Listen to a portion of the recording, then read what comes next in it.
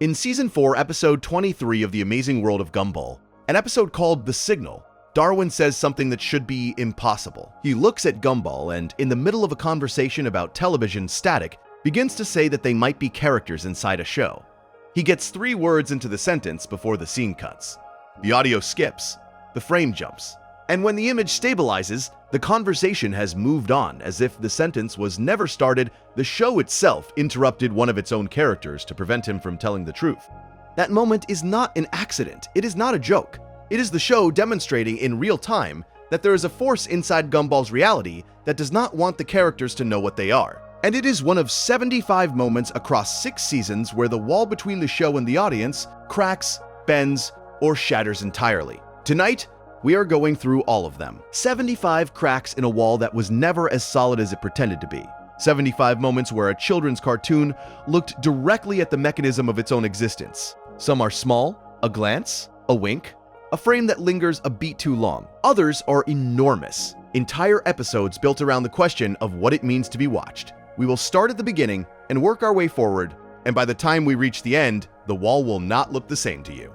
Before we go any further, subscribing is free and helps us keep making these long videos. It takes 3 seconds, and it means more than you think. Now, back to the wall. The first fourth wall break in the entire series happened so early that most viewers miss it entirely. In the very first episode of the show, Season 1, Episode 1, the DVD, Gumball looks directly at the camera for a fraction of a second during a moment of surprise. It is a blink and you miss it glance, the kind of thing that could be a coincidence, an animation quirk, a frame that was drawn slightly off angle. But in the context of everything the show would go on to do, it reads as a declaration of intent. The show is looking at you from the very first frame. It knows you are there. The second break comes in Season 1, Episode 9, The Responsible. Darwin and Gumball are left in charge of Anais, and at one point Gumball addresses the viewer directly during a moment of panic. It is brief. It is comedic. It is played as a character mugging for the camera the way characters in comedies have been mugging for cameras since vaudeville. But it establishes something important.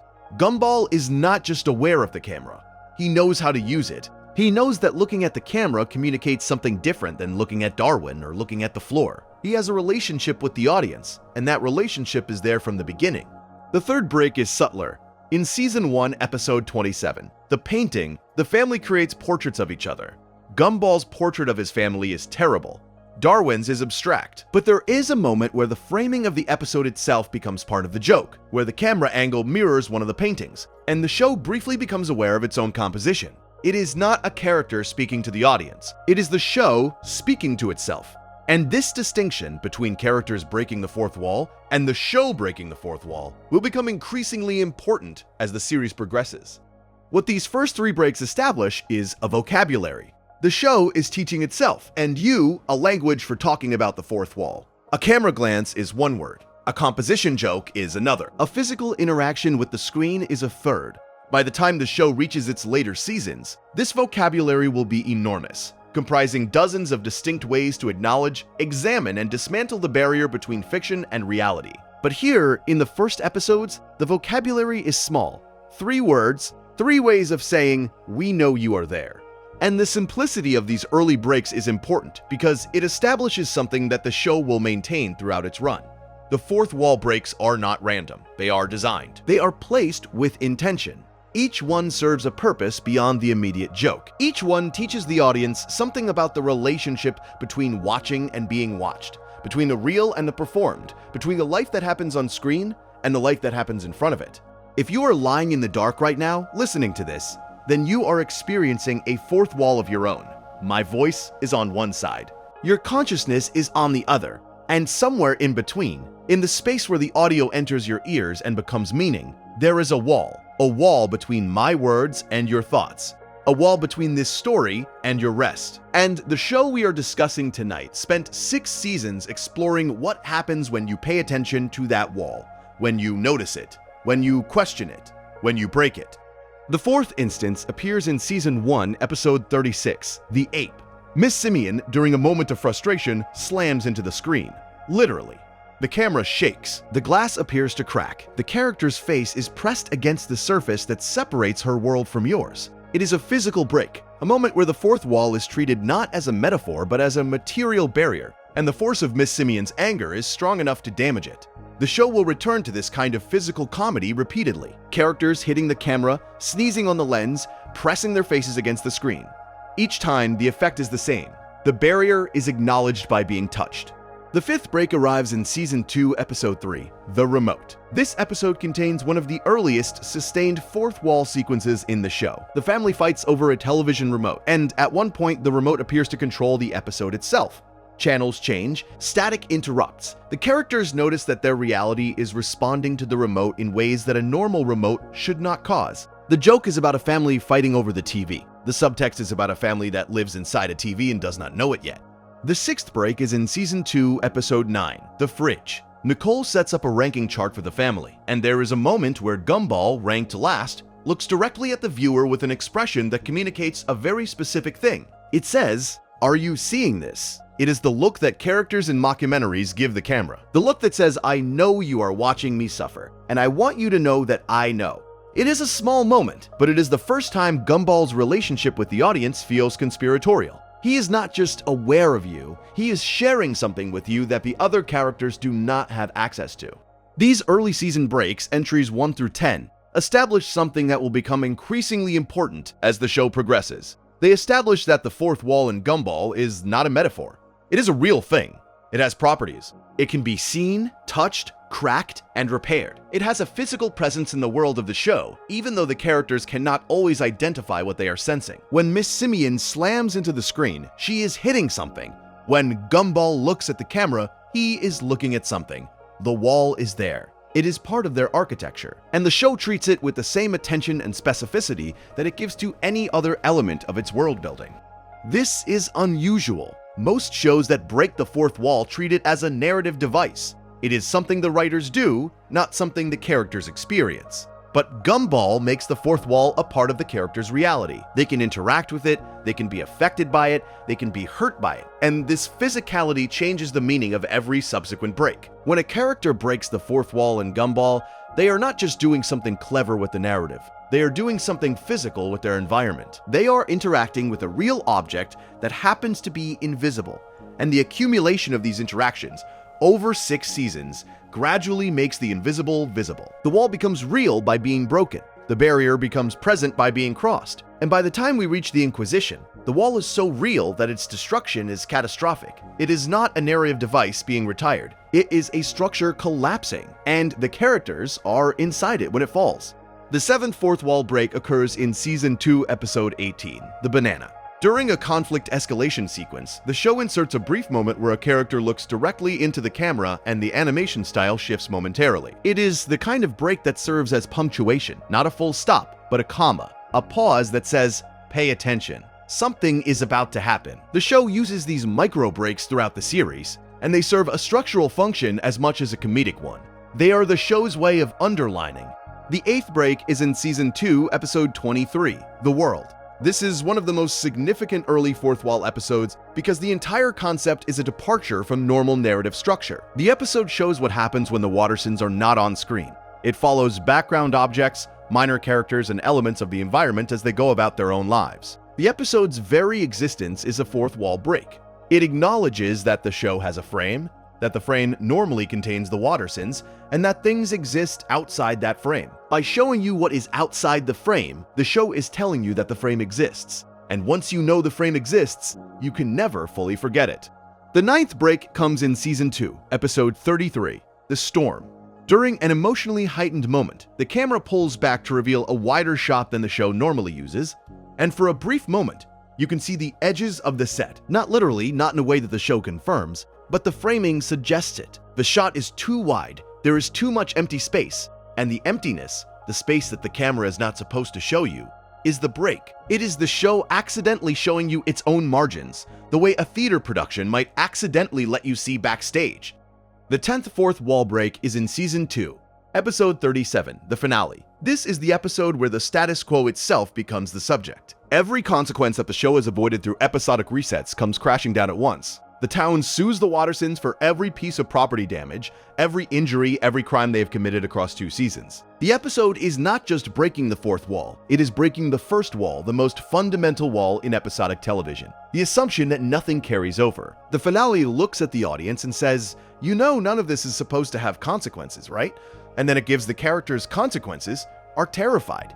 The finale deserves more attention than a single paragraph because it represents a fundamental shift in the show's understanding of itself. Before the finale, the fourth wall breaks in Gumball are decorative. They adorn the narrative without changing it. After the finale, the fourth wall breaks become structural. They change the narrative, they alter the reality of the show. And the reason the finale is the turning point is that it is the first episode that treats the fourth wall not as a window you can look through, but as a load-bearing wall you can remove. The concept of the episodic reset is so fundamental to animated television that most viewers have never thought about it. At the end of every episode, the damage is repaired, the lessons are unlearned, the relationships return to their default state. This is not just a convention, it is a contract. The show promises the viewer that nothing permanent will happen, and the viewer, in exchange, promises to keep watching without worrying that their favorite character will die, or change, or grow beyond recognition. The finale breaks this contract. It says, what if the damage was real? What if the explosions actually destroyed things? What if the injuries actually hurt? What if the crimes actually counted? And the answer, delivered through the episode's relentless accumulation of consequences, is chaos. The Wattersons owe everyone in Elmore. They have destroyed property, assaulted citizens, violated laws. They are, by any reasonable standard, the worst family in the history of the town. And they have gotten away with it because the reset always saved them. When the reset fails, the show becomes terrifying. Not in a horror movie way, in an existential way. The characters do not know how to live in a world where actions have consequences. They have never had to. And the viewer, watching them struggle, is forced to confront their own complicity. You watched this family destroy things for 2 seasons. You laughed at the destruction. You accepted the reset. And now, when the reset fails, you share the family's confusion. You do not know how to watch a show where things matter. You have been trained by decades of episodic television to expect that nothing matters. And the finale, for 11 brutal minutes, tells you that you were wrong. The episode ends with the world resetting anyway. The contract is restored. The safety net reappears. But the damage to the fourth wall is permanent. The show has shown you what exists underneath the reset, and you cannot unsee it. Every future episode, every future reset, every future consequence-free adventure will carry the ghost of the finale. The knowledge that the safety net is not natural. It is constructed. It is maintained. And it can fail. The 11th break occurs in Season 3, Episode 1, The Kids. This episode is about Gumball and Darwin's voices changing, and it is explicitly about the show's production history. The original voice actors for Gumball and Darwin were replaced between Seasons 2 and 3 because the real children who voiced them had aged and their voices had changed. The show could have ignored this. Most animated shows do. But Gumball turned it into an episode. The characters notice that their voices are different. They are confused and frightened by the change. And the episode ends with them accepting their new voices, which is also the show accepting its new voice actors and asking the audience to accept them too. It is a fourth wall break that is also an act of transparency. The show is telling you about its own production process and turning that process into a story. The 12th break is in Season 3, Episode 12, The Void. We have discussed this episode at length in other contexts, but its fourth wall implications deserve their own attention here. The Void is a dimension that collects things the world considers mistakes, and the things it collects are not just in-universe mistakes. They are real-world cultural artifacts. The VHS tape, the floppy disk, the mullet haircut. These are things that were popular and then became embarrassing. Things that the real world decided were mistakes. By putting them in the void alongside fictional characters, the show is merging its own reality with the viewer's reality. The fourth wall is not broken in this episode, it is dissolved. The barrier between what is fictional and what is real stops mattering because the show treats both categories identically. The void deserves extended treatment in the context of the fourth wall because it introduces an idea that will haunt every subsequent break. The idea is this: the fourth wall is not the only wall. There are walls between fiction and reality. There are walls between one fiction and another. There are walls between the present version of the show and past versions of the show. And the void, by collecting cultural artifacts from the real world alongside fictional characters from the show's world, is a place where all these walls meet. It is an intersection, a nexus, A room with many doors, some opening into fiction and some opening into reality, and the distinction between the doors is no longer clear. When Gumball enters the void and finds VHS tapes and floppy disks sitting alongside Molly Collins, he is standing in a space where the categories have collapsed. Fictional character and obsolete technology occupy the same shelf. The show's mistakes and the world's mistakes are stored in the same warehouse. And the fourth wall in this space is not a wall at all, it is a floor. Everything that has been discarded by both fiction and reality lands here. And here they are equal. Here they are the same. Here the difference between a forgotten character and a forgotten invention does not exist. Because both are just things that the world, whichever world, decided it no longer needed. This equation, fiction equals reality in the space of obsolescence, is one of the most philosophically ambitious things any animated show has ever proposed. It says that the life of a fictional character and the life of a real object are equivalent. That being forgotten is the same experience whether you are a drawn person or a manufactured thing. That the void does not discriminate between the real and the imagined. It only discriminates between the wanted and the unwanted. The 13th break comes in Season 3, Episode 17. The spoiler. Gumball and Darwin are trying to avoid spoilers for a movie, and the episode plays with the concept of narrative itself. Characters reference plot lines. They reference the idea of surprise and revelation. They treat their own experiences as stories that can be spoiled or preserved. The fourth wall break here is philosophical. The characters are aware that experience has a narrative structure, that knowing the ending changes the meaning of the middle, that information has a chronology that matters. They are thinking about their lives the way an audience thinks about a show, and in doing so, they are standing on your side of the wall looking at their own story from the outside. The 14th break is in Season 3, Episode 36, The Nobody.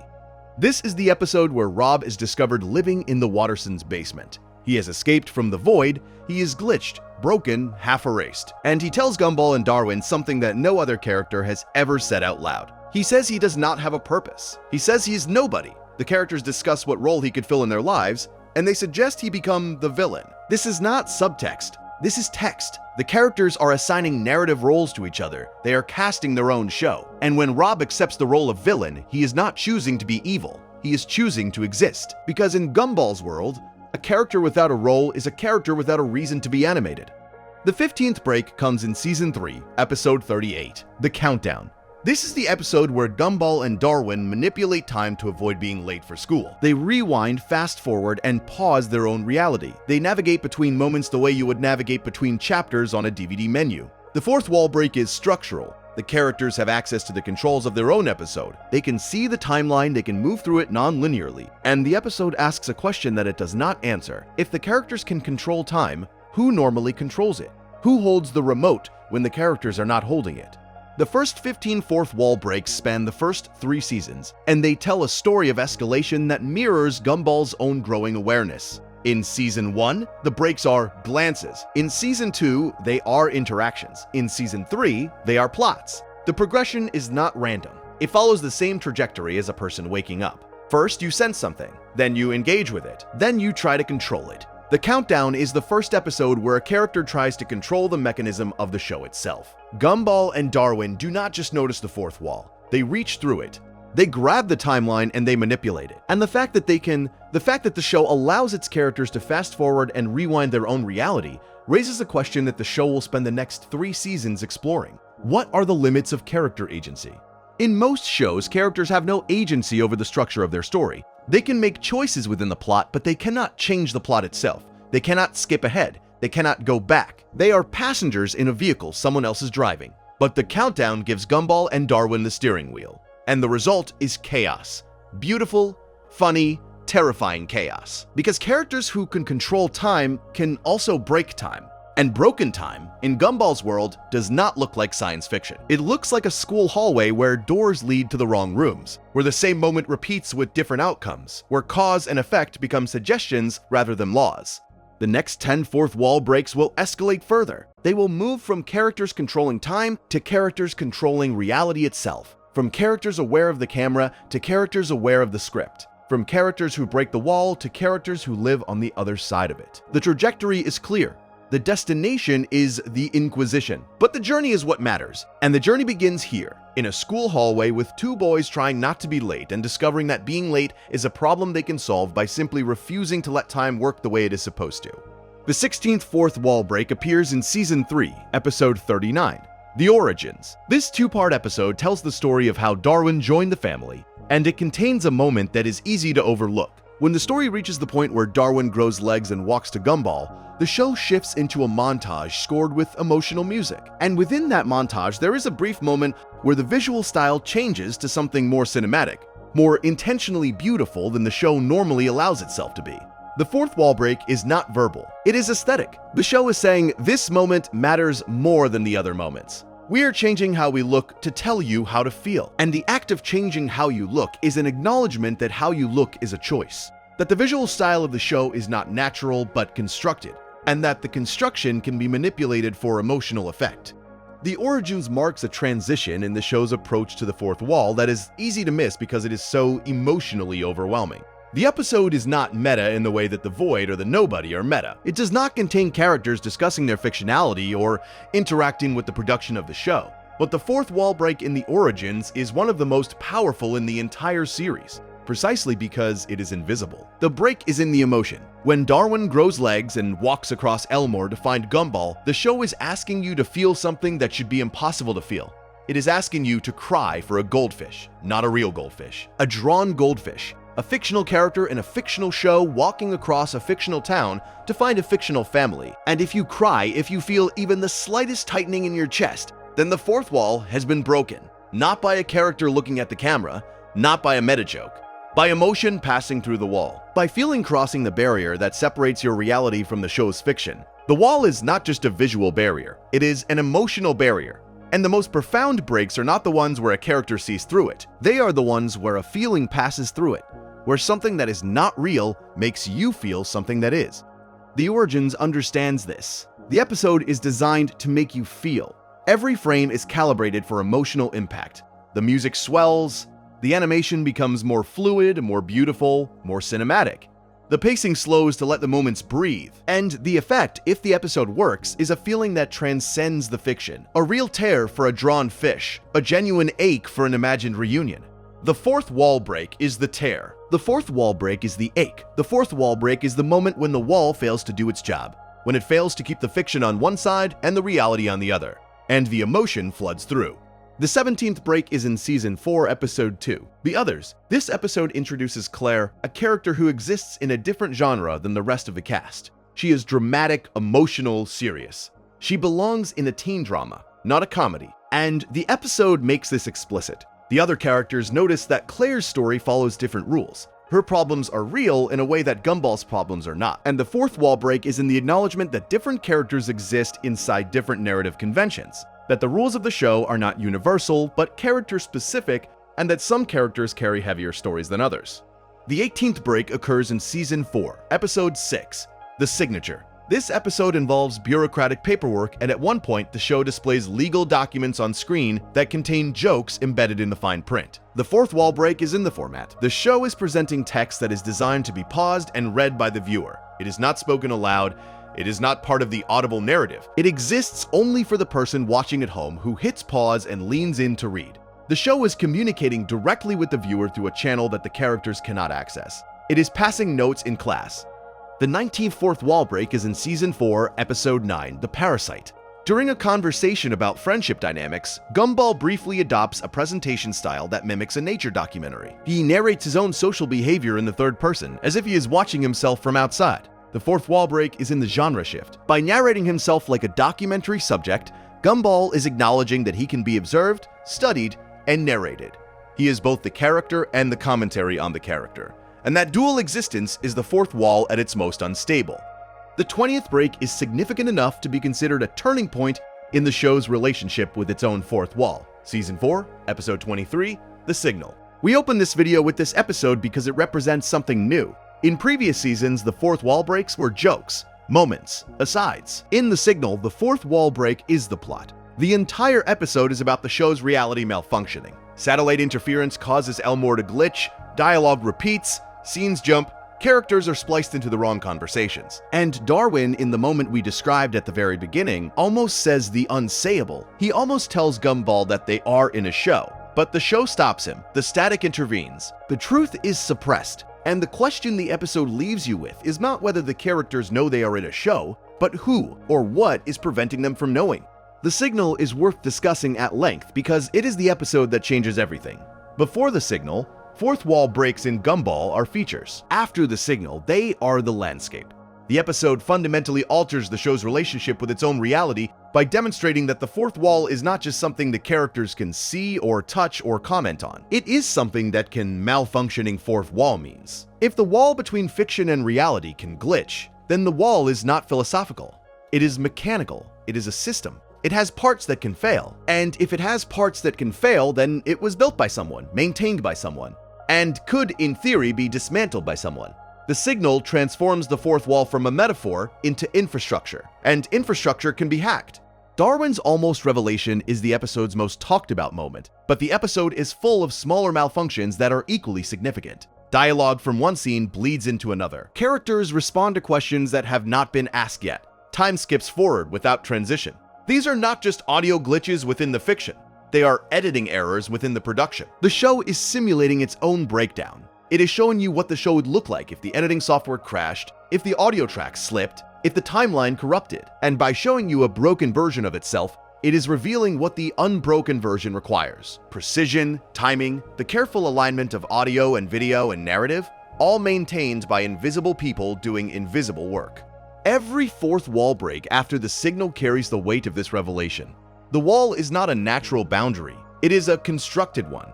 It requires maintenance, and it can fail, and the characters who live on the other side of it are at the mercy of whoever is doing the maintaining. The 21st break is in Season 4, Episode 24, The Check. This episode involves the family debating what to do with a large check, and each family member fantasizes about their ideal outcome. The fantasies are rendered in different visual styles, from action movie to romantic comedy to horror film.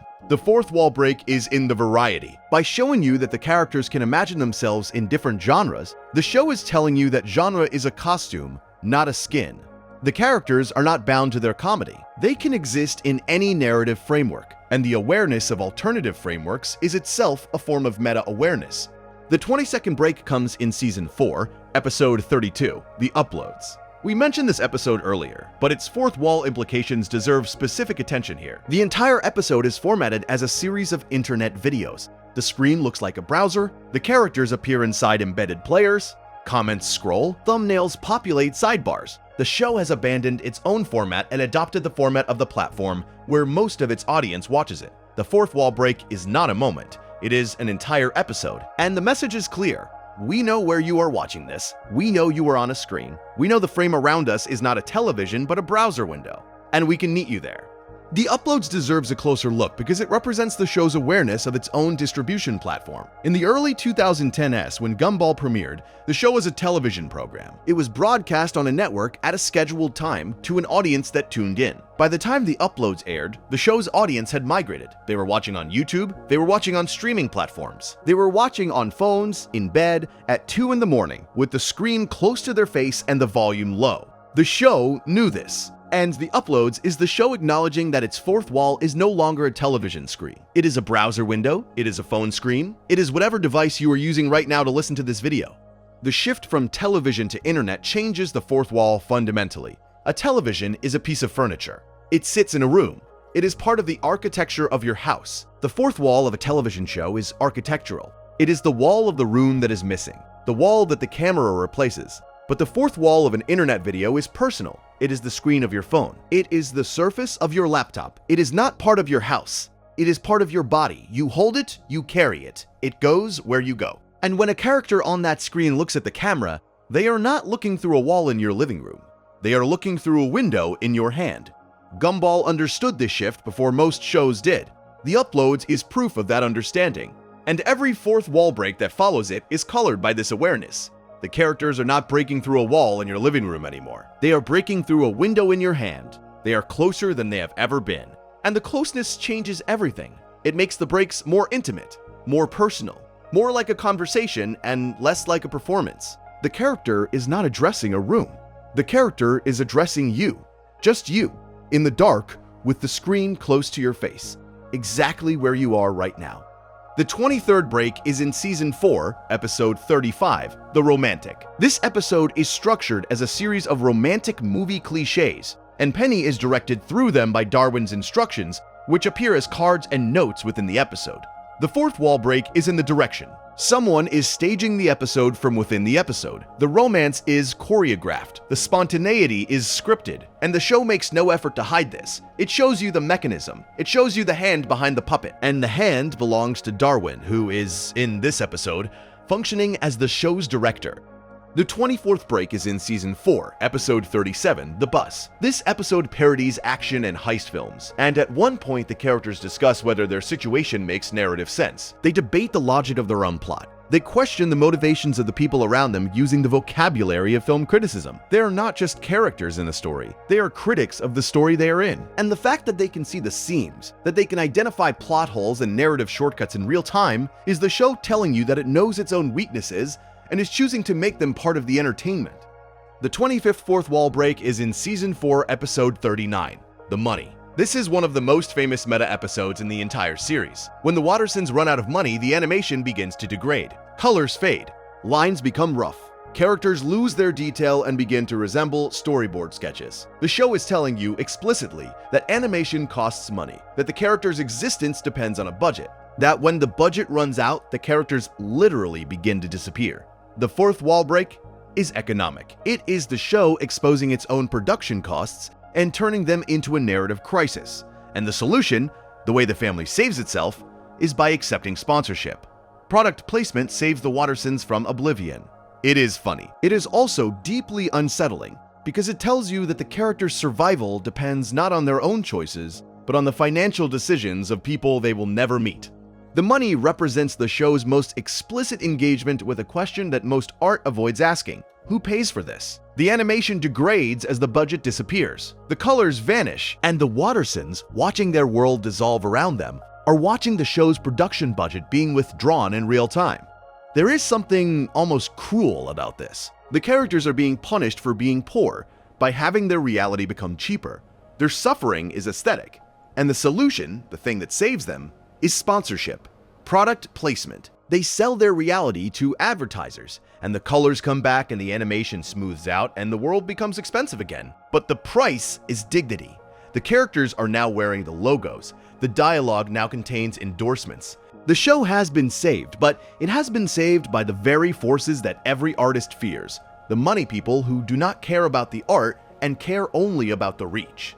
This episode is a 4th wall break that is also a mirror. It reflects the real conditions under which animated television is produced. Shows are greenlit because of budgets and canceled because of ratings. Characters exist because advertisers are willing to pay for the audience those characters attract. And the 4th wall, the thing that separates the fiction from these economic realities, is the thing that protects the audience from having to think about it. The money removes that protection. It makes you think about it. And once you have thought about it, you understand something new about every show you have ever watched. Every cartoon you loved as a child existed because someone paid for it. And the people who paid for it did not pay because they loved the cartoon. They paid because you were watching.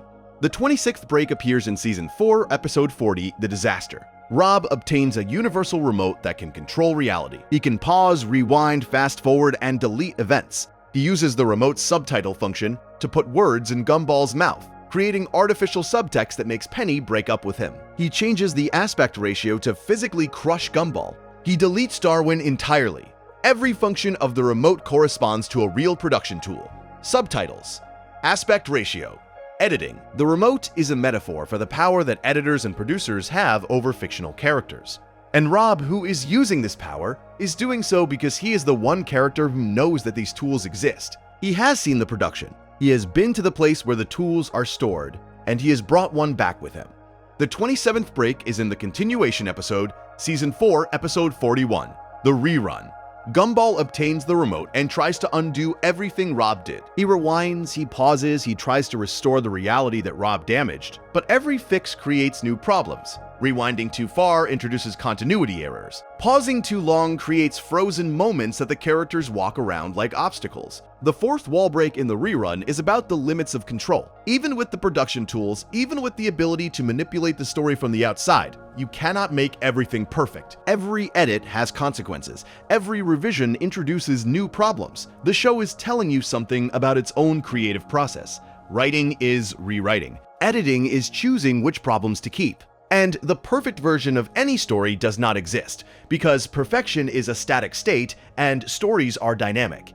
The disaster and the rerun together form the most sustained fourth wall episode in the entire series, and they deserve extended consideration. Rob's universal remote is not just a plot device, it is a thesis statement. The remote can do everything that a television production can do. It can pause, it can rewind, it can fast forward, it can change the aspect ratio, it can add subtitles, it can delete characters entirely. And by giving these powers to a character, the show is asking, what would happen if a fictional character had access to the tools of their own production? The answer is simultaneously funny and terrifying. Rob uses the subtitle function to make Gumball say things he did not say.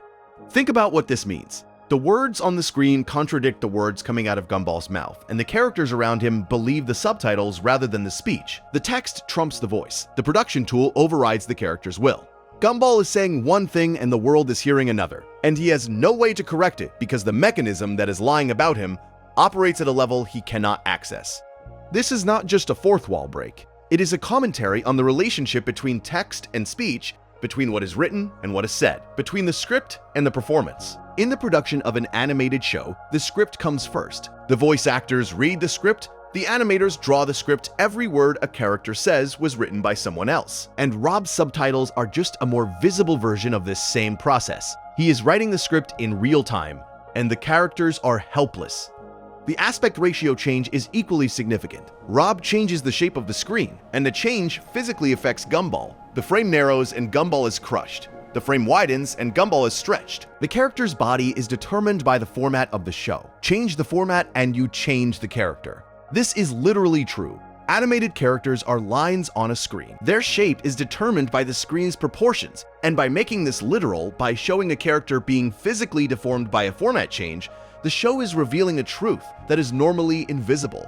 The medium shapes the message. The format shapes the character. The container shapes the content. And the character, inside the container, has no say in the matter. The deletion of Darwin is the most emotionally devastating moment in either episode. Rob presses delete and Darwin disappears. Not dies, disappears. He is removed from the narrative. His lines are unspoken. His scenes are empty. The space where he stood is just space. And Gumball, who has lost his brother not to death but to editing, experiences a grief that has no name.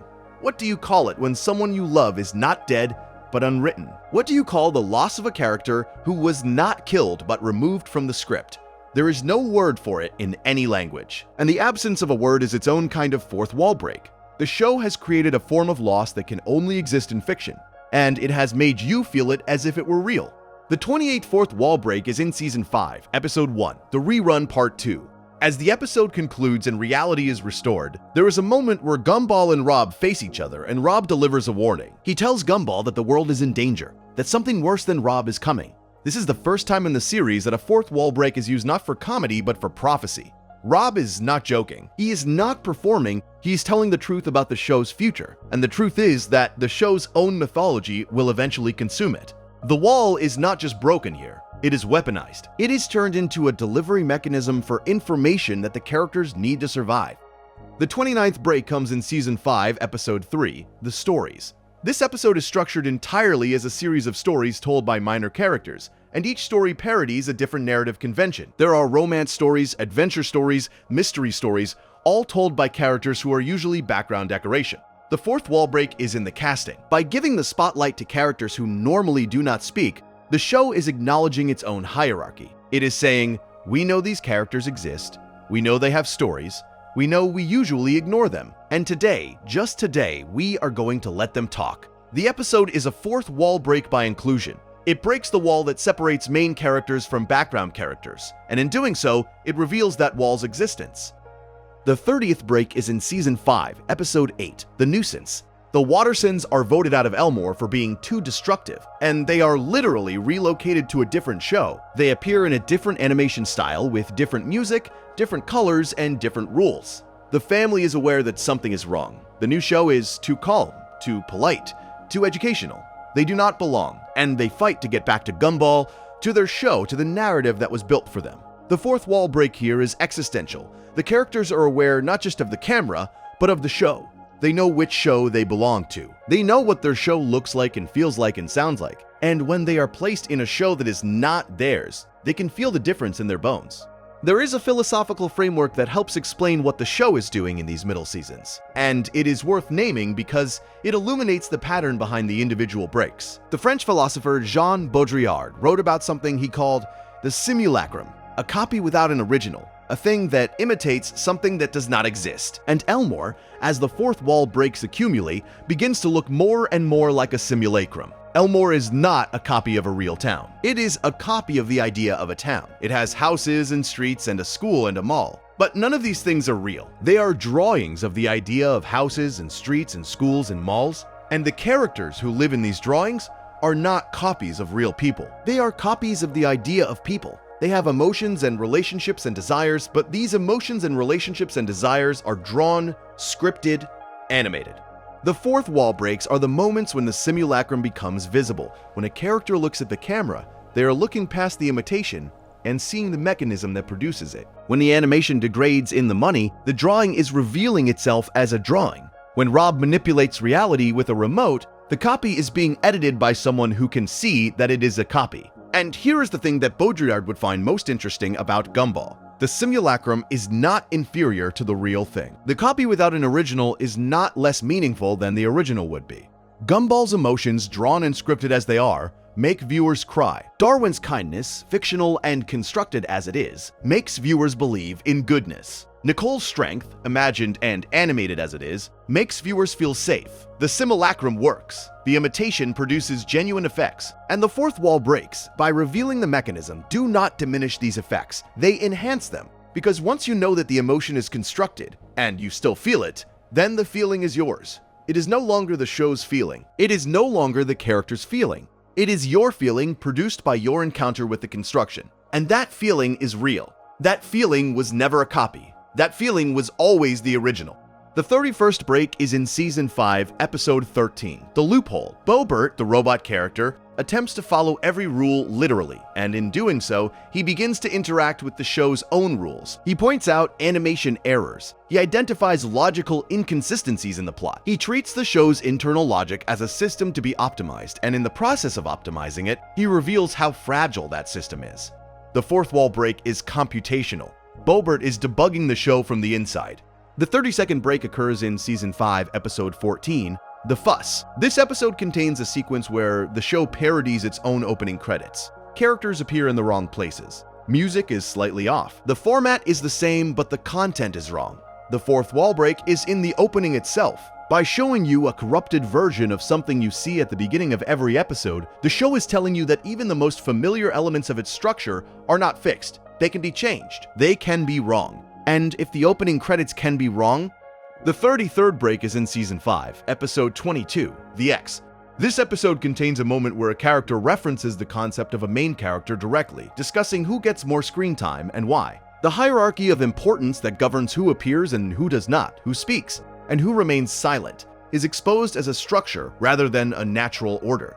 Characters in Gumball do not have equal access to the narrative. Some get more episodes than others, some get more lines. And when a character points this out, the wall that separates the characters from the writer's room becomes visible. The 34th fourth wall break is in Season 5, Episode 25, The Console.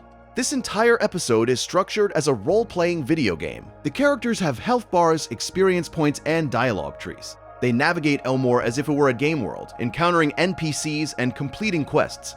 The fourth wall break is format-wide. The show has not just acknowledged that it is a show, it has acknowledged that it is a piece of media that exists alongside other pieces of media, specifically video games, and it can translate itself into those other formats, without losing its essential identity. The Wattersons are not just TV characters. They are characters, period. They can exist in any medium, because their identity is not tied to any single medium.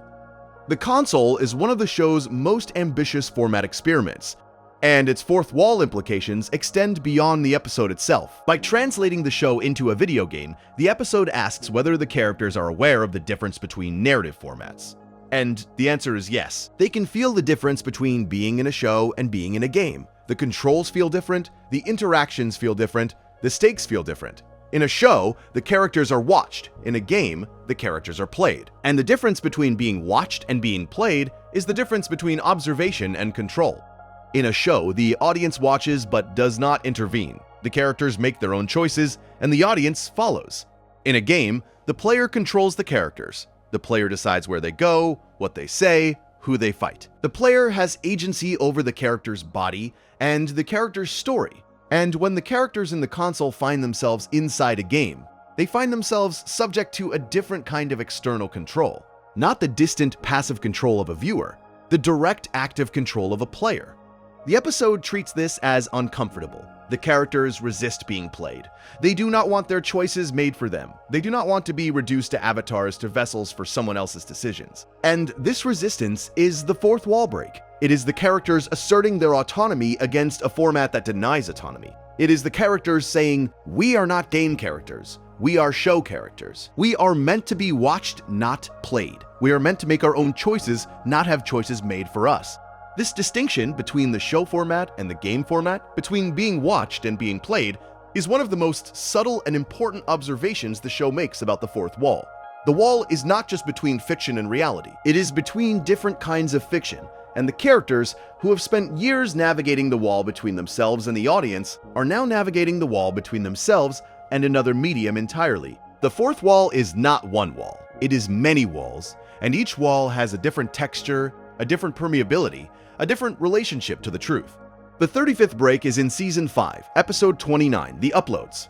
Yes, we have mentioned this episode before, but its placement in the chronological list matters. By Season 5, the show is breaking the fourth wall not as an exception, but as a regular practice. The Uploads is not a special episode. It is a Tuesday. The show has normalized meta-awareness to the point where an entire episode can be structured as internet content, and no one, neither the characters nor the audience, finds this surprising. The wall is not broken anymore. It has been removed. The 36th break comes in Season 5, Episode 35, The Rival.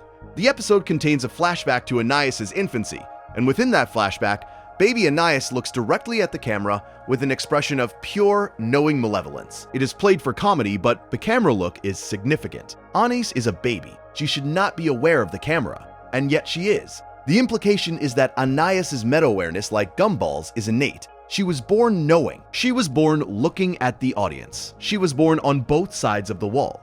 The Rival and the Lady represent a specific kind of fourth wall break that is easy to underestimate: the character look. The simple act of a character meeting the camera's eye. It takes less than a second. It involves no dialogue, no format change, no structural experiment. Just a look. Eyes meeting lens. Fiction meeting reality. And yet this simple look, repeated across dozens of episodes by different characters in different contexts, accumulates into something enormous. Every look at the camera is a question. The question varies depending on the character and the context, but it is always some version of the same fundamental question. Do you see me? When baby Anais looks at the camera with malevolent intelligence, the question is, do you see what I really am? When Richard looks at the camera with confusion, the question is, do you see what is happening to me? When Nicole looks at the camera with exhaustion, the question is, do you see how tired I am? And when Gumball looks at the camera, which he does more than any other character, the question is the simplest and the hardest one of all. Do you see me? Am I real to you? Does my existence on the other side of this glass matter to someone? The cumulative effect of these looks across 6 seasons and 240 episodes is a relationship, not a metaphorical relationship, a real one. The characters and the audience know each other. The characters have been looking at you for years. You have been looking back. And the knowledge that you exist, that you are there, that you are watching, is woven into the fabric of the show. The characters perform differently because you are watching. They are braver because you are watching. They are funnier because you are watching. And the show, which would exist without you as files on a server, is alive because of you. Because you looked back. Because you answered the question. Yes, I see you. Yes, you are real to me. Yes, it matters. The 37th break is in Season 5, Episode 36, The Lady. This episode reveals that Richard has been secretly living a double life as a woman named Samantha. The fourth wall break is in the reveal structure. The show uses dramatic music, slow zooms, and reaction shots that parody reality TV confession moments. The characters are performing their surprise for the camera. They are not just surprised, they are surprised in a way that is designed to be watched. And the difference between being surprised and performing surprise is the fourth wall. The 38th break occurs in Season 6, Episode 1, The Rival Part 2. As the episode deals with the consequences of Anais' childhood behavior, there is a moment where the animation style shifts to match the intensity of the scene. The art becomes rougher, more aggressive, more deliberately ugly. The fourth wall break is in the aesthetics. The show is changing how it looks to match how it feels, and the act of changing is visible. You can see the decision. You can see the hand of the artist reaching into the frame and altering it. And once you see the hand, you see the frame. And once you see the frame, you see the wall. The 39th break is in Season 6, Episode 3, The Vegging. Gumball and Darwin decide to do nothing for an entire episode. They sit on the couch, they watch TV. They refuse to participate in any plot, and the show, unable to function without their participation, begins to generate plot around them anyway. Pizza deliveries arrive, emergencies erupt, characters beg them to engage. But Gumball and Darwin refuse. They are on strike. They are characters who have decided not to perform. And the fourth wall break is in the resistance. By refusing to be protagonists, they expose the machinery that requires them to be protagonists. The show needs them more than they need the show, and they know it. The 40th break is significant because it marks the halfway point of our list and the moment where the show's meta-awareness reaches a new level. Season 6, Episode 7, The One. This episode examines Gumball and Darwin's friendship, and at one point has characters discussing the show's own narrative patterns. They note that certain plots recur. They note that certain conflicts always resolve the same way. They are aware of the formula. They can see the template, and their awareness of the template allows them to predict their own futures, which is either the most empowering or the most imprisoning thing a fictional character can experience. The 40th break marks a threshold. By this point in the series, the fourth wall has been broken so many times that the concept of the fourth wall itself has changed. In the early episodes, breaking the fourth wall was a deviation from the norm. By episode 40 of our list, breaking the fourth wall is the norm. The norm has shifted. The default state of the show is no longer a conventional narrative, with occasional meta moments. The default state is meta-awareness with occasional lapses into conventional narrative.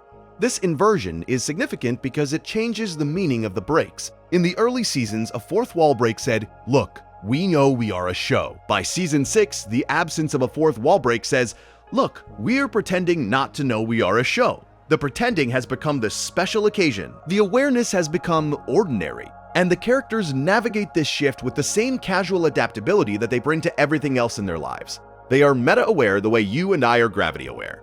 It is a constant condition.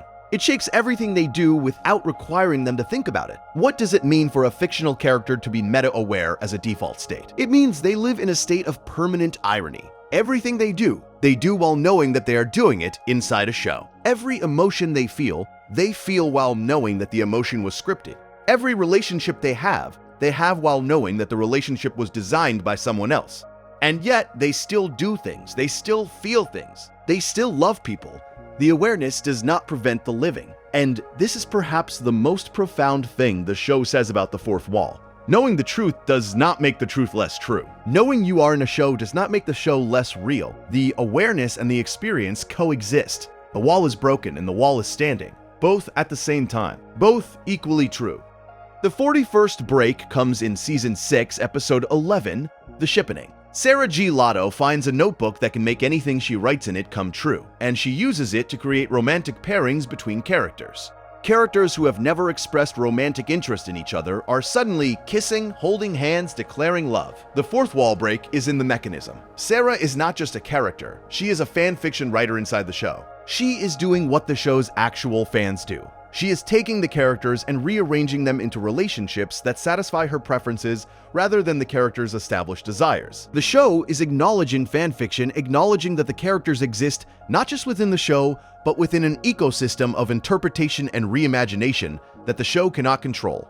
The 42nd break is in Season 6, Episode 15, The Spin-Offs. Rob hijacks the show's broadcast and tries to pitch alternative versions of the show to the audience. He presents different premises, different characters, different tones. He is literally trying to cancel Gumball and replace it with something else. The fourth wall break is total. Rob is not breaking the wall between the characters and the audience. He is breaking the wall between the show and the network. He is operating at the level of production, making decisions about what gets aired, trying to control the one thing that no character should be able to control: the content of the show itself. The spin-offs represent something unprecedented in animated television. A character within the show attempts to cancel the show and replace it with alternative programming. Rob is not just breaking the fourth wall. He is storming the production office. He is sitting in the chair where the executives sit. He is making the decisions that no character should be able to make. Consider the specific spin-offs Rob pitches. Each one is a parody of a different type of animated show. There is a reality show version, there is an action show version, there is a soap opera version. Rob is demonstrating that the format of the show is a choice. Gumball could be a reality show, it could be an action show, it could be a soap opera. The fact that it is a comedy about a family in a suburban town is not natural or inevitable. It is a decision made by people in a room, and Rob, having gained access to the room, is trying to make a different decision. The episode's deepest fourth wall break is not in Rob's pitches. It is in their failure. The alternative versions do not work. They are not as good as the real show. They do not have the same depth, the same warmth, the same complex relationship with their own existence. And the reason they fail is that they do not have the one thing that makes Gumball special: the fourth wall awareness. The alternative shows are conventional. They obey their genres. They do not question themselves. They are not interesting. The show is arguing, through Rob's failed pitches, that meta-awareness is not a gimmick. It is the thing that makes the show good. Self-knowledge is not a decoration. It is the foundation.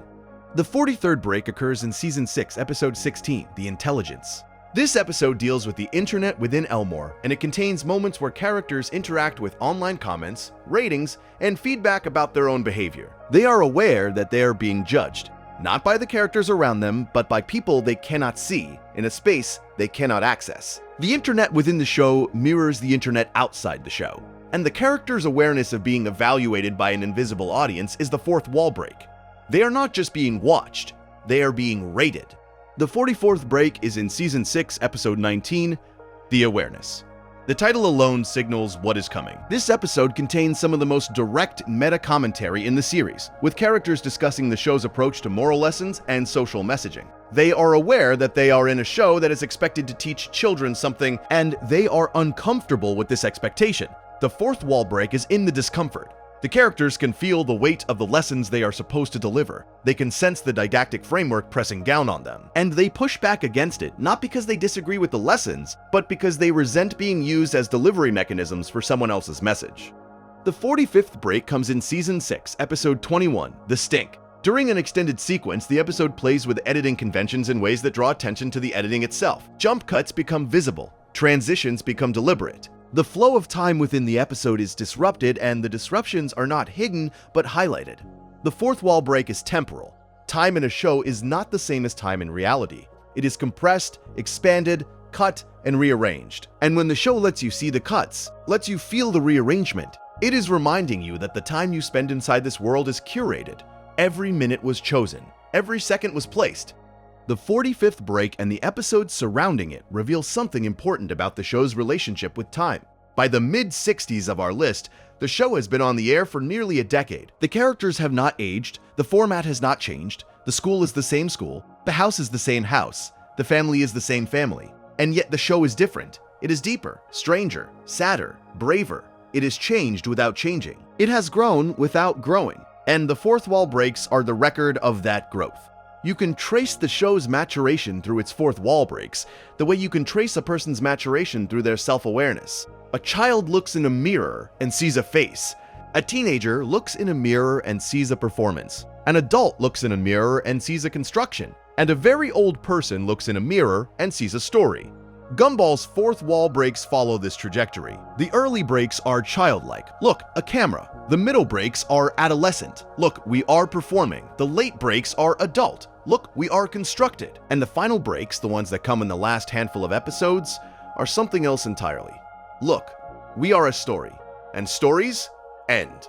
The awareness of endings is the final development in the show's fourth wall journey. For 5 seasons, the breaks were about awareness of being watched. In Season 6, the breaks become about awareness of being finished. The characters can feel the end approaching, They can feel the episodes running out. They can feel the final frame getting closer. And the fourth wall breaks in these final episodes are not celebrations of cleverness or demonstrations of self-awareness. They are goodbyes. They are the show looking at you one last time and saying, "We knew you were there. We always knew. And it mattered." You being there. The 46th fourth wall break is in Season 6, Episode 23, The Cage. Principal Brown enters a fighting tournament, and the episode parodies sports movie conventions so thoroughly that the characters themselves begin to comment on the predictability of the narrative beats. They know when the training montage will happen. They know when the underdog will rally. They know because they have seen these movies, and they recognize that they are inside one. The fourth wall break is genre literacy. The characters are fluent in the language of film, and their fluency allows them to navigate their own story the way a reader might navigate a book they have read before. The 47th fourth wall break appears in Season 6, Episode 25, The Faith. This episode involves Alan the Balloon losing his faith in goodness, and the world literally loses its color in response. The episode becomes desaturated, gray, lifeless. And the restoration of color, which comes when characters choose to believe in good things despite evidence to the contrary, is the restoration of the show's visual identity. The fourth wall break is chromatic. Color in Gumball is not just an aesthetic choice. It is a moral statement, and when the morality wavers, the color follows. The show is telling you that how it looks is a reflection of what it believes, and that the production values are not separate from the narrative values. They are the same thing. The 48th break is in Season 6, Episode 26, The Candidate. This episode deals with an election in Elmore and contains direct commentary on political campaigning and media manipulation. Characters deliver speeches to the camera. They make promises. They spin narratives. And the fourth wall break is in the form. The characters are not just running for office within the show. They are campaigning to the viewer. They are asking for your support, your attention, your vote. The wall between the fictional election and the real audience becomes permeable, and the show uses that permeability to say something about how political messages work. They work by breaking the fourth wall, they work by looking directly at you and asking you to believe. The 49th break occurs in Season 6, Episode 28, The Founder. This episode contains a moment where the show references its own creation myth, gesturing at the origins of Elmore itself and the forces that brought it into existence. The fourth wall break is in the archaeology. The show is digging into its own foundations and showing you what it finds. And what it finds is not a stable bedrock of narrative logic, but a patchwork of decisions, compromises, and improvisations that were never meant to be examined this closely. The show's foundation is fragile, and by showing you its fragility, the show is being more honest than most institutions ever manage. The 50th fourth wall break deserves its own pause, not because it is the most dramatic, but because it represents something cumulative. By the 50th time a show breaks the fourth wall, the wall is no longer a wall. It is a suggestion. It is a convention that the show honors more in the breach than the observance. And the audience, by this point, has been trained to expect meta-awareness. They do not watch Gumball the way they watch other cartoons. They watch it with one eye on the story and one eye on the storytelling. They are looking for the seams. They are looking for the moments where the show winks. And the show knows they are looking, and it rewards them for looking, and it punishes them for not looking. And the entire relationship between show and audience has become a collaborative game of perception. 54th wall breaks. Halfway through the list, and yet the show is nowhere near exhausting what it has to say about the wall. If anything, the breaks are becoming more frequent, more varied, and more ambitious as the series approaches its conclusion. The show is accelerating. The meta-awareness is deepening, and the wall, that poor, battered, cracked, glitched, inhabited, dissolved, and rebuilt wall, is bearing more weight than it was ever designed to carry. It is worth considering what the fourth wall protects. On one side is the fiction, on the other side is reality. And the wall keeps them separate for good reason, because if the fiction knew it was fiction, it would lose the ability to be sincere. And if reality knew it was watching fiction, it would lose the ability to be moved. The wall protects the fiction's sincerity and reality's vulnerability. It keeps the show honest and the audience open. But Gumball has proven, through 50 breaks and counting, that this protection is not necessary, that fiction can know it is fiction and still be sincere, that an audience can know it is watching fiction and still be moved. The wall does not protect, it restricts. It limits what is possible. And by breaking it over and over in 75 different ways, the show has expanded what animated television can do and what animated characters can be. A character who knows they are fictional is not less real. They are differently real. They are real the way a song is real. You cannot touch a song, you cannot hold it, but you can feel it. You can be changed by it. A song's reality is not physical, it is experiential. And the characters in Gumball, by the time of the 50th fourth wall break, have achieved the same kind of reality. They are not physical, they are not tangible, but they are felt. They are experienced, they are real in every way that matters, and fictional in every way that does not. This is the gift that the fourth wall breaks give us. Not cynicism, not distance, not the cool detachment of knowing that what you are watching is constructed. The gift is a new definition of reality. A broader one that includes drawings and voices and scripts and animations and the feelings they produce. One that includes the blue cat who looks at the camera and the person on the other side who looks back. One that includes the wall itself, which is, in the end, not a barrier but a bridge. We are past the halfway point now, and it is worth reflecting on the cumulative effect of what we have been discussing. 75 fourth wall breaks, listed and analyzed, one after another, for hours. And the effect, if the list is working the way it is supposed to work, is not exhaustion but immersion. You should be by now thinking about the fourth wall the way the characters think about it. Not as something special, but as a constant presence, a feature of your environment. The wall between you and the show has been pointed at so many times that you can see it now, even when no one is pointing. It is there in the pause between sentences. It is there in the way I am talking to you right now, a voice in the dark, describing a cartoon, which is itself describing the act of being watched. Walls within walls within walls, and somewhere in the middle of all of them, you, lying still, breathing slowly, listening. The show knew you would be here, not you specifically. Although, who knows, maybe it did. But it knew that someone would be lying in the dark, listening to someone talk about the show, and that the act of listening would create its own fourth wall. The wall between the narrator and the listener. The wall between the analysis and the thing being analyzed. The wall between the night outside your window and the glowing screen or the voice in your ears. These walls are real. They are as real as the wall between Gumball and the camera. And they are, right now, doing the same thing that Gumball's wall does. They are protecting you, they are keeping the noise out and the story in. They are holding the space open for you to rest. Sleep, if it comes, will be its own fourth wall break. The moment you cross from waking to sleeping is the moment you pass through a wall that you cannot see and cannot control. And on the other side of that wall is a world that you create, a world that you populate with characters and stories and emotions, a world that is as fictional as Elmore and as real as anything you have ever experienced. Your dreams are your show. Your sleep is your broadcast, and the wall between your waking mind and your sleeping mind is the last fourth wall, the one that even Gumball never broke. The wall that belongs to you. The 51st break is in Season 6, Episode 30, The Decisions. Darwin makes life choices, and the episode shows the consequences of each decision through a branching structure similar to the choices. The fourth wall break is in the structure itself. Branching narratives are not natural. Stories do not fork and show you alternate outcomes unless someone is designing them to do so. And by showing the branches, the show is showing you the designer, not the character who makes the choice, the person who decided to show you what the choice would mean. The writer, the artist, the person sitting at a desk drawing a blue cat and deciding what happens next. The 50-second break is found in Season 6, Episode 31, The Code. Gumball stumbles upon a hidden code within the world of Elmore, and the episode treats this discovery as both a puzzle and a revelation. The code is not just a code within the fiction, it is a code within the show, an Easter egg, a message embedded by the creators for the viewers who pay attention. The fourth wall break is in the embedding. Someone put this here for you. Not for the characters, for you. The person watching, the person who pauses and reads the fine print, the person who cares enough to look closely. The 53rd break occurs in Season 6, Episode 32, The Test.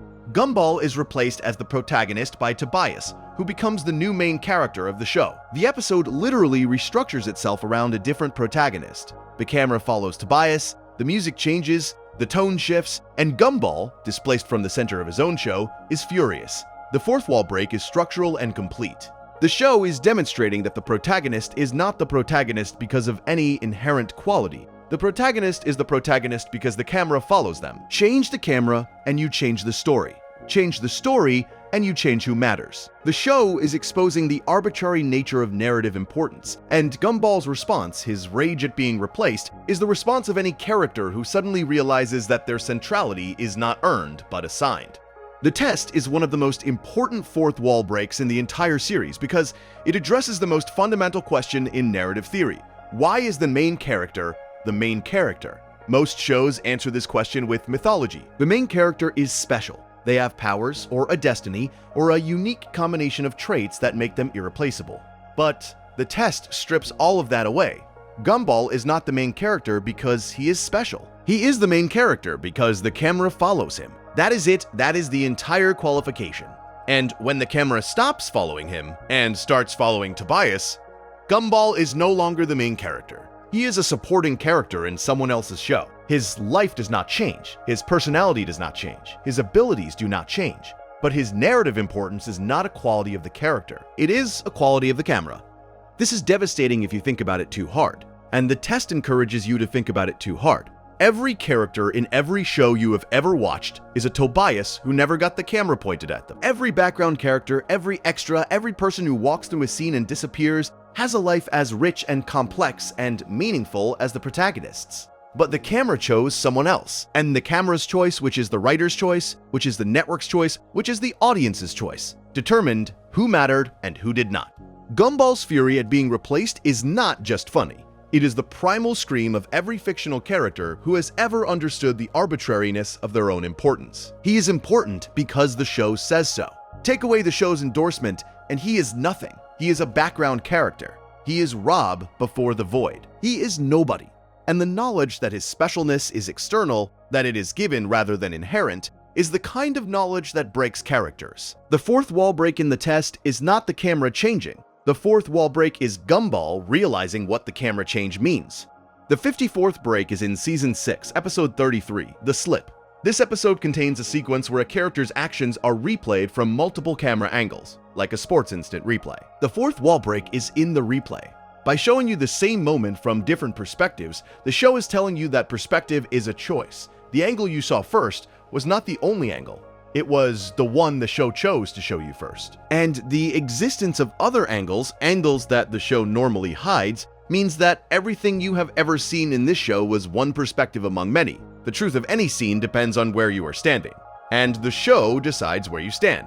The 55th break comes in Season 6, Episode 34, The Drama. This episode heightens emotional conflicts to absurd levels, and at several points, characters comment on how dramatic they are being. They acknowledge the heightened emotions as performance rather than genuine feeling. The fourth wall break is in the distinction between performance and sincerity. When a character cries in a show, are they genuinely sad, or are they performing sadness because the script requires it? The drama asks this question and refuses to answer it, which is itself the most honest answer possible. Because the truth is both. They are genuinely sad and they are performing. They are feeling and they are acting. They are real within the fiction, and they are fiction pretending to be real. And the wall between these two states is the fourth wall, and it is, in this episode, impossibly thin.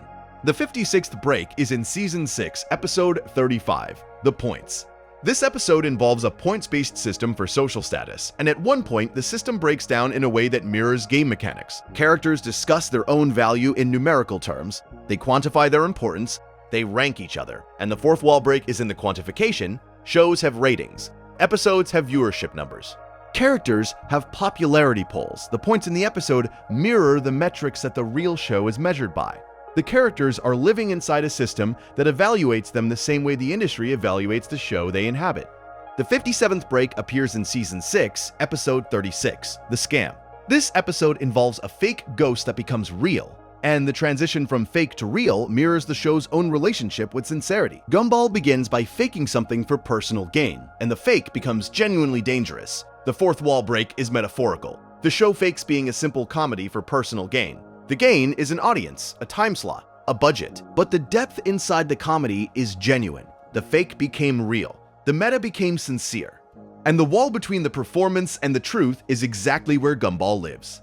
The late season entries from the mid-50s through the 60s represent the show in its final phase, and the fourth wall breaks in this phase have a quality that distinguishes them from everything that came before. They are tired. Not in the sense that the show is out of ideas, because it clearly is not. Tired in the sense that the characters have been aware of their own fictionality for so long that the awareness has become exhausting. They know they are in a show. They know the show is ending. They know that the fourth wall breaks that once felt liberating now feel like the bars of a cage. Because knowing you are fictional does not free you from fiction. It just makes the fiction more painful. There is a specific kind of sadness in these late episodes that deserves attention. It is the sadness of a character who has seen behind the curtain and found not freedom, but another curtain. The fourth wall was supposed to be the last barrier. Break through it and you reach reality. But the characters break through and find only another layer of fiction. Behind the wall is the production. Behind the production is the network. Behind the network is the industry. Behind the industry is the culture. And behind the culture is another wall, and another, and another, and no matter how many walls you break, you never reach the real. You never escape the layers. You never stop being a character in someone else's story. This is the existential tragedy of Gumball's late season fourth wall breaks. The show has been building toward a revelation that turns out to be a dead end. The characters can see the wall. They can break the wall. They can step through the wall. But on the other side, there is just another show, just another frame, just another set of rules designed by someone they will never meet. And the only response to this infinite regress, the only sane response, is the one the characters choose. They keep going. They keep breaking walls. They keep looking for the real, not because they believe they will find it, but because the looking is all they have. The looking is what makes them alive, what makes them worth watching, what makes them matter. And maybe that is the point. Maybe the show is saying that the search for reality is more important than reality itself, that the act of questioning your existence is more valuable than knowing the answer, that the fourth wall exists not to be broken but to be questioned endlessly by characters brave enough to ask what is on the other side and wise enough to keep asking even when the answer is always another wall. The 58th break is in Season 6, Episode 37, The Blame. This episode is about parents blaming video games for their children's behavior, and it contains one of the most direct pieces of media criticism in the entire series. The show, a piece of media, is criticizing the way other pieces of media are criticized. It is a snake eating its own tail. The fourth wall break is recursive. The show is commentary. The commentary is about commentary. And the viewer, watching a show that criticizes the criticism of shows, is implicated in every direction at once. The Blame is one of those episodes that feels like it was written specifically for the version of the audience that is watching this video right now. The episode is about media criticism. It is about the way society blames entertainment for social problems. It is about the gap between what a show intends and what a show is accused of causing. And it is one of the most self-aware pieces of television ever produced, because it is a show defending itself against criticism by making the criticism part of the show. The fourth wall break in The Blame is not a look or a format shift or a structural experiment. It is a philosophical position. The show is saying we are aware that people watch us and form opinions about us and blame us for things we did not cause. We are aware that being a show makes us vulnerable to interpretation, misinterpretation, and instrumentalization. We are aware that people use shows as evidence for arguments that the shows did not make. And we are choosing to address this awareness directly, inside the show, through the medium that is being criticized. This is the fourth wall at its most mature, not broken for laughs, not broken for drama, broken for self-defense. The show is using the wall as a window to talk directly to its critics, and the conversation is conducted in the only language the show has, comedy. The show defends itself by being funny about the act of being blamed. It turns the criticism into material. It absorbs the attack and converts it into entertainment. And this conversion, this alchemical process by which criticism becomes content, is the fourth wall break that every show wishes it could perform, but almost none have the nerve to try. The 59th break comes in Season 6, Episode 38, The Slakers. Gumball and Darwin try to avoid doing work, and the episode parallels their laziness with the show's own narrative momentum. When the characters stop trying, the plot slows down. When the plot slows down, the episode becomes boring. And the show acknowledges this. It acknowledges that it needs the characters to participate. It acknowledges that without their cooperation, nothing happens. The fourth wall break is in the dependency. The show needs its characters. The characters could, in theory, simply stop. And the fact that they keep performing, keep participating, keep generating story is not automatic. It is a choice, and the show is grateful for it. The Vegging is an experiment in narrative resistance that no other animated show has attempted with such commitment. Gumball and Darwin are on the couch. They are watching television. They are doing nothing. And the show, which needs them to do something in order to exist, is desperate. Think about what this means in the context of the fourth wall. The characters are sitting on one side of the wall, watching a screen. You are sitting on the other side of the wall, watching a screen. The characters are watching television. You are watching television. The symmetry is perfect. And the fourth wall, which normally separates these two acts of watching, becomes a mirror. You are looking at characters who are doing exactly what you are doing. They are passive. They are horizontal. They are refusing to participate in anything. They are in fact watching you as much as you are watching them. The wall is a mirror, and the mirror is the wall. The comedy in the vegging comes from the show's increasingly desperate attempts to make something happen. Fires break out, criminals invade, natural disasters loom, and Gumball and Darwin do not move. They will not engage. They will not participate. They are on strike against the narrative itself. And the fourth wall break is in the show's desperation. The show needs its characters more than its characters need the show. Without Gumball and Darwin's participation, there is no episode. There is just a couch and a television and two characters who have realized that their labor is essential and that they can withhold it. This is a fourth wall break that is also a labor negotiation. The characters are demonstrating their power by refusing to use it. And the show, which has always positioned itself as the authority, as the framework within which the characters exist, is revealed to be dependent. The show cannot force the characters to perform, it can tempt them. It can throw emergencies at them, but it cannot make them care. And the fact that they choose, eventually, to engage, the fact that they get off the couch and participate in the plot, is not submission. It is generosity. They are choosing to be characters. They are choosing to perform. And the choice, freely made, is the fourth wall break, because a character who chooses to perform is a character who knows they are performing. And a character who knows they are performing is a character who has looked through the wall and seen the audience and decided, consciously, to give them a show worth watching. The 60th break is in Season 6, Episode 39, The Detective. This episode involves Anais investigating a crime, and the investigation takes on the trappings of a noir film. Anais narrates in voiceover, the lighting shifts, shadows deepen, and the fourth wall break is in the genre transformation. By becoming a different genre, the episode reveals that genre is a mask. The show can wear any mask. It can be noir, it can be romance, it can be horror, it can be documentary, and underneath every mask is the same face, the same blue cat, the same town, the same wall, wearing a different hat. The dream asks you to consider the possibility that everything you have watched tonight, every fourth wall break we have discussed, every moment of meta-awareness, every crack in the wall, is happening inside a dream. Not Gumball's dream. Your dream, you are, right now, in the dark. You are listening to a voice talk about a cartoon. Your eyes may be closed or closing. Your thoughts may be drifting. The boundary between waking and sleeping, between attention and rest, between processing and dreaming, is dissolving. And the show, which has spent 6 seasons exploring the boundary between fiction and reality, is now operating inside a boundary between consciousness and unconsciousness that you are personally navigating. The fourth wall, in this context, is not just the barrier between the show and the audience. It is the barrier between your waking mind and your sleeping mind. And the breaks we have been discussing all night, the glances at the camera, the meta-commentary, the structural experiments, the genre shifts, are all moments where the barrier became permeable. Moments where the show reached through and touched something in you. Not your intellect, not your sense of humor. Something deeper. Something that responds to the recognition that reality is layered, that surfaces are not the same as depths, that the thing you are looking at might also be looking at you. Gumball understood this about its audience. It understood that many of its most devoted viewers were watching in the dark, on the edge of sleep, using the show as a bridge between the day and the night. And the fourth wall breaks, all 75 of them, are the show crossing that bridge in the other direction, coming to find you, coming to meet you in the space between waking and dreaming, between watching and sleeping, between knowing and forgetting. And if you have made it this far, if you are still here, still listening, still caught between the story and the silence, then the show has done its job. It has held you. It has carried you. And the wall, whatever was left of it, has dissolved into the dark. The 61st through 65th breaks occur across a cluster of late Season 6 episodes that collectively represent the show's final sustained engagement with its own fourth wall.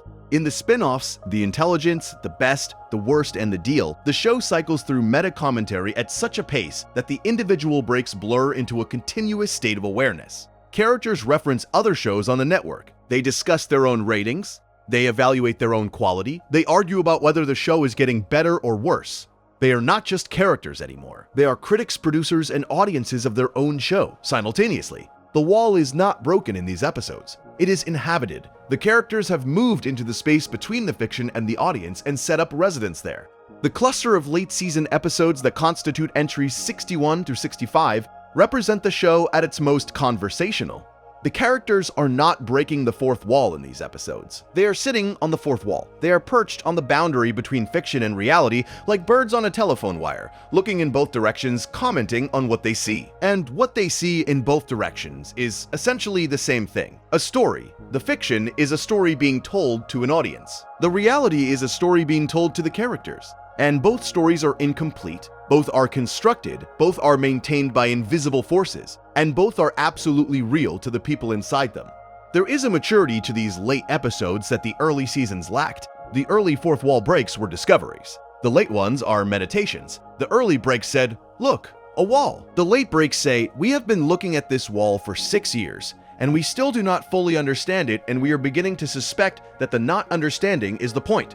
The wall is not a problem to be solved. It is a condition to be inhabited." And the show, in its final season, inhabits it with a grace and a sadness that elevates the fourth wall breaks from comedy to philosophy. The characters in these episodes talk about endings. They talk about time running out. They talk about things coming to a close. And every one of these conversations is doubled. On one level, the characters are talking about their own lives, their own stories, their own narrative arcs.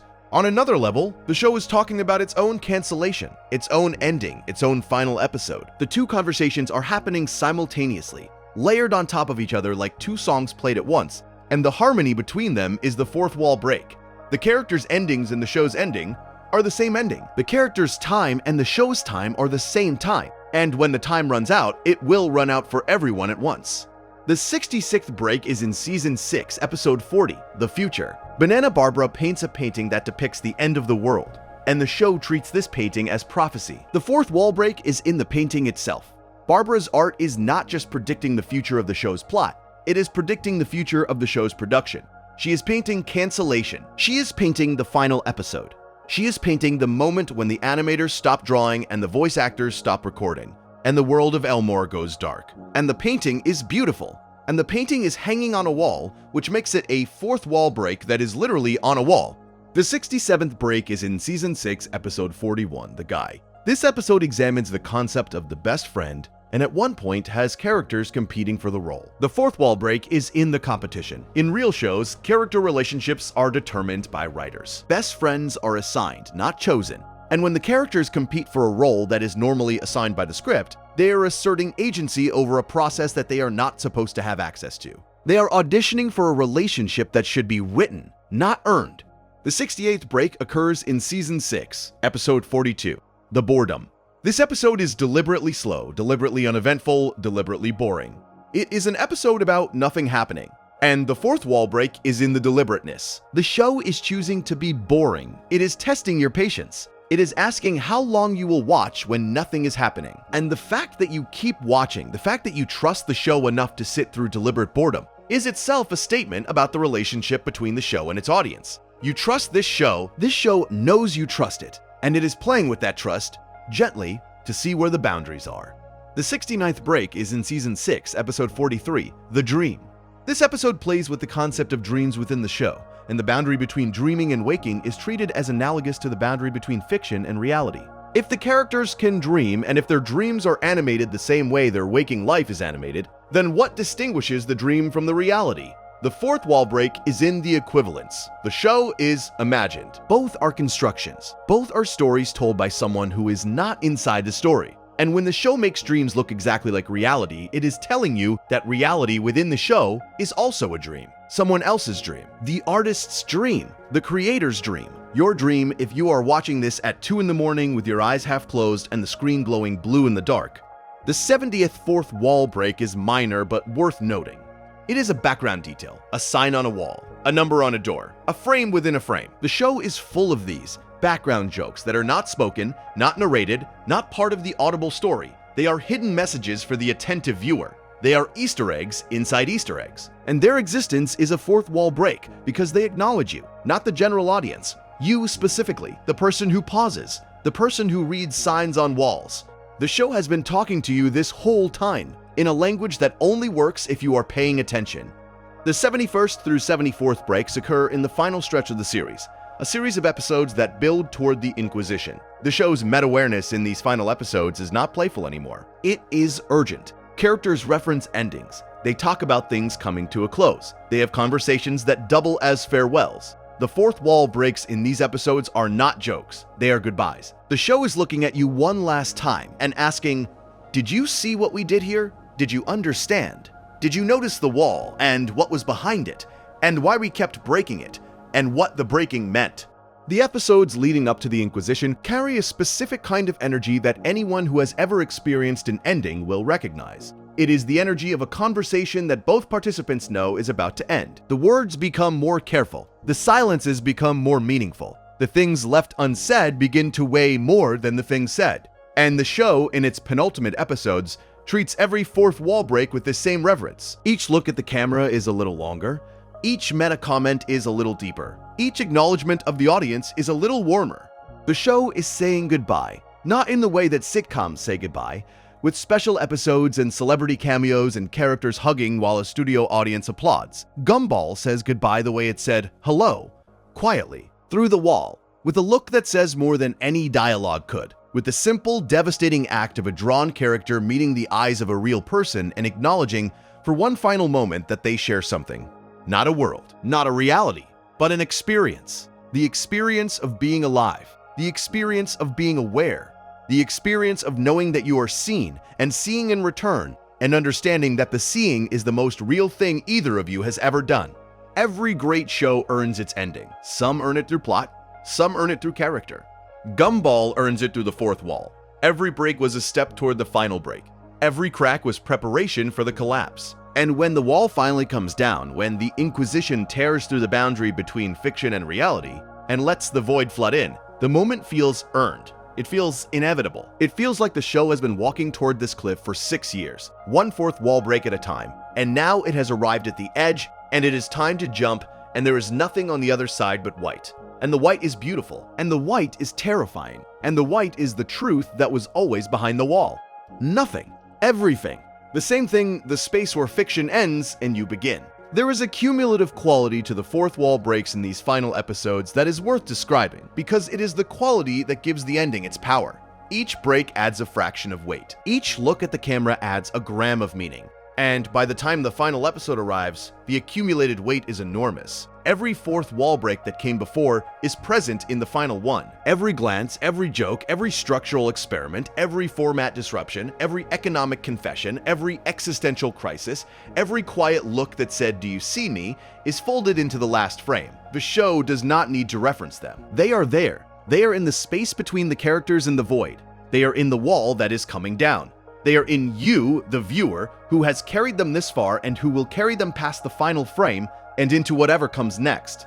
The 75th and final fourth wall break is the last scene of the last episode, Season 6, Episode 44, The Inquisition. Rob has failed to save the characters by turning them human. He has fallen into the void.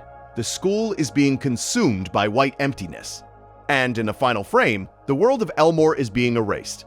The characters are disappearing into blankness. And the show ends. It ends on a cliffhanger that was never meant to be a cliffhanger. It ends because the show is canceled. And the fourth wall break is in the ending itself. The void consumes Elmore. The show stops being produced. And these two events, one fictional and one real, are the same event. The void is the cancellation. The cancellation is the void. And the last fourth wall break in the history of the amazing world of Gumball is the moment when the wall does not break because the wall does not exist anymore. There is no wall between the show and reality because the show has become reality. The end of the fiction and the end of the production are identical, and the characters, standing in the white emptiness of an unfinished story, are standing in the same emptiness as the viewer who just watched their show get canceled. That is 75 fourth wall breaks, 75 moments where a children's cartoon about a blue cat looked directly at the mechanism of its own existence and refused to look away. 75 cracks in a wall that was never as solid as it pretended to be. And the cumulative effect of all 75 is something that no other animated show has achieved with this consistency. Gumball did not break the fourth wall for laughs, although it was often very funny. It broke the fourth wall because the fourth wall is the most important wall in fiction, and Gumball believed that important things should be questioned, examined, tested, and, when necessary, destroyed. The show taught an entire generation of viewers that the stories they watch are constructed, that the characters they love are drawn, that the worlds they escape into are imagined. And then it taught them something harder, something that most adults never learn. It taught them that constructed things can be real, that drawn characters can matter, that imagined worlds can hold genuine truth. The fourth wall is the barrier between fiction and reality, and Gumball spent 6 seasons proving that the barrier is thinner than anyone thought, and that what lives on both sides of it is worthy of attention, and care, and love. There is one more thing to say about the 75th break, and then we will let the wall stand, or fall, or dissolve, whatever walls do when no one is watching them anymore. The Inquisition ends with the void consuming Elmore. It ends with the characters disappearing into whiteness. It ends with Rob falling into the space between worlds. And it ends with a cliffhanger that was, when it aired on June 24th, 2019, the final image of the final episode of the show. The last thing the audience saw was the wall coming down, not the fourth wall. All the walls. The walls of the school, the walls of the buildings, the walls that separate the characters from the emptiness. Everything coming down at once. And then the screen goes dark, and then the credits roll, and then the show is over. Except it was not over. Years later, a movie was announced. A continuation was planned. The story, it turned out, was not finished. The wall, it turned out, could be rebuilt. And the characters, who disappeared into the void, who were consumed by the cancellation, who ceased to exist when the production ceased, were brought back, they were redrawn, they were revoiced. They were given new episodes and new stories and new walls to break. And this revival, this return from the void, is the 76th fourth wall break. The one that happens outside the show entirely. The one that happens in reality. Because the show's cancellation was a fourth wall break, and the show's revival is another. The fiction ended, and the fiction resumed. The characters died, and the characters lived. And the wall between the show and the real world, the wall that the show spent 6 seasons examining and testing and breaking, turned out to be permeable in both directions. The real world canceled the fiction, and the real world brought the fiction back. The real world and the fiction are not on opposite sides of a wall. They are in a relationship. They are in a conversation. They are in a dance that has been going on since the first episode and will continue as long as someone is watching, and someone is drawing and someone is telling the story of a blue cat who looked at the camera and saw you looking back. There is a question that we have been circling for 2 hours without quite landing on, and it is time to land.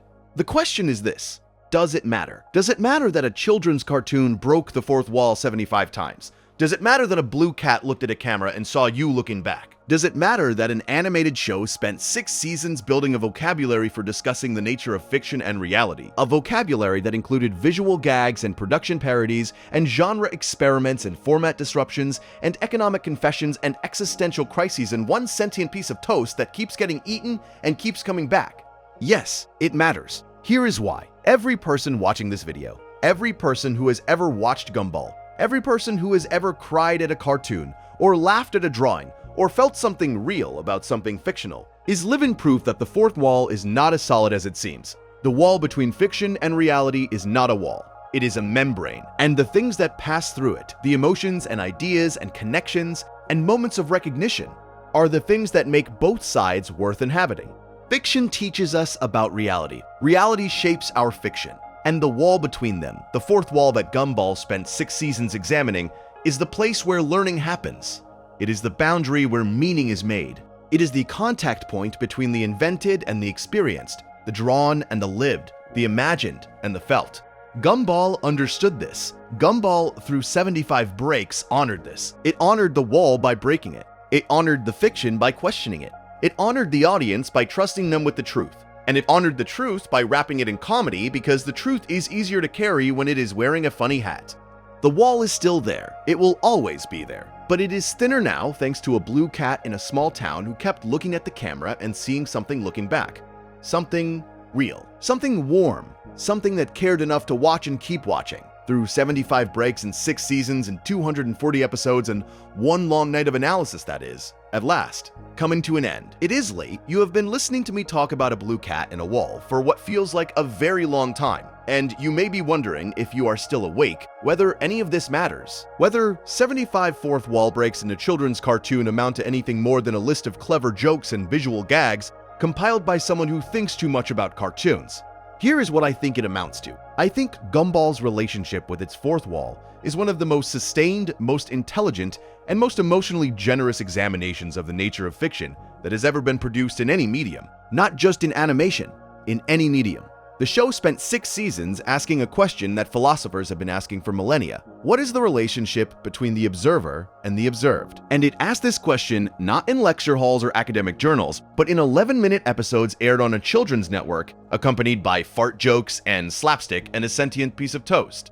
The answer the show arrives at through 75 breaks and 6 seasons and 240 episodes is this. The relationship between the observer and the observed is love. You watch the show because you love the characters. The characters perform because they love being watched. The wall between you exists to protect both of you, to keep the fiction safe from the reality, and the reality safe from the fiction. And when the wall breaks, what passes through it is not information, not meta-commentary, not clever self-awareness. What passes through it is connection, a moment of recognition between two conscious beings, one real and one drawn, who are sharing a space that neither of them fully understands. That is what the fourth wall is. It is not a barrier. It is a membrane. It lets things through, and the things it lets through, the looks and the jokes and the moments of impossible sincerity, are the things that make the show alive. Not real. The show is not real, but alive. Alive in the way that a song is alive, or a memory, or a dream. Alive because someone on one side of the wall is reaching through and someone on the other side is reaching back. Gumball reached through 75 times, and every time you were there, every time you reached back, and the space between your fingers, the space between the drawing and the person watching the drawing, is where the show lives. Not on the screen, not in the file, not in the broadcast. In the space between, in the wall that was never as solid as it seemed. And this quality, this layering of meaning upon meaning, break upon break, awareness upon awareness, is what separates Gumball from every other animated show that has ever experimented with the fourth wall. Other shows break the wall as a stunt. Gumball breaks the wall as a practice. Other shows break the wall to surprise the audience. Gumball breaks the wall to connect with the audience. Other shows break the wall once and then rebuild it. Gumball breaks the wall 75 times and then asks, was there ever a wall at all? Was the barrier between us ever real, or was it just a habit, a convention?